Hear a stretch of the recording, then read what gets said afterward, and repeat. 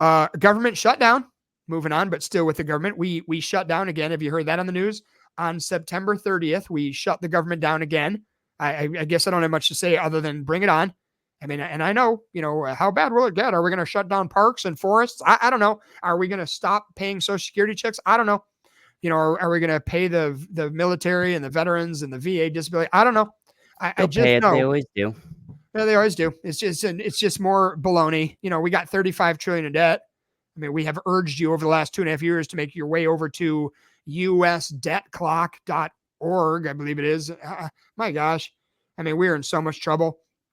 On October 1st, the day after we shut down, so maybe it won't happen now, the Fed, they are supposedly going to bring back some reserves. We're under a fractional reserve system for lending. If you're not sure what that is, you probably should be a little bit if you have any money in the banks and all that. So historically, we have made the banks keep at least 10% reserves. If you think about that to begin with, that's obscene. I mean, that means every dollar you put in the bank, they can loan out 90 cents. Mortgage-backed securities, derivatives, mortgages, reverse mortgages, credit card, business loans, whatever they want. They can do whatever they want with that money. 10% reserves is not a lot, if you ask me. Right now, it has been suspended. It's down to 0. And that's since March of 2020. Every dime you put in the banks, they can do whatever they want with, and they'll do their best to give it back to you. I have made sure to tell you over the years, you better familiarize yourself with the term bail-in, because I think you're going to see it in your lifetime. I actually think you might see it in my lifetime, which is even scarier, because I'm pretty sure I won't be here in the next few months. Look at me. I mean, I'm so much on the doorstep of major heart attack and stroke.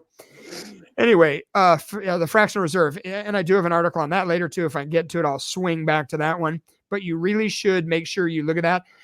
They're supposed to bring it back at 4.5% is what I read. So instead of 10%, they're talking about 4.5%. Hey, Jerome Powell, Jared Bernstein, yelling all you people, Joe, whoever's in charge, just get out of the way. Just shut the government down. Get out of the way. 4.5%. Just stop it. It's kind of like, if you've ever been a waiter or waitress or server, whatever you want to call it. I did that for a couple of years while I was in college years ago. And I remember people giving me tips that kind of bothered me. Like, did I do something wrong to you? You get a tip for like 2% of the total meal. And I'm like, just keep it.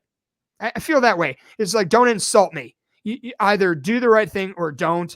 And I'd say at this point with our entire government, Department of Justice, you probably have my address. So if a white van or a black SUV shows up, I guess I'm in trouble. But, government, get out of the way. Shut yourselves down. Don't do the reserves. Just don't do anything. Just move out of the way and let things go the way they're going to go.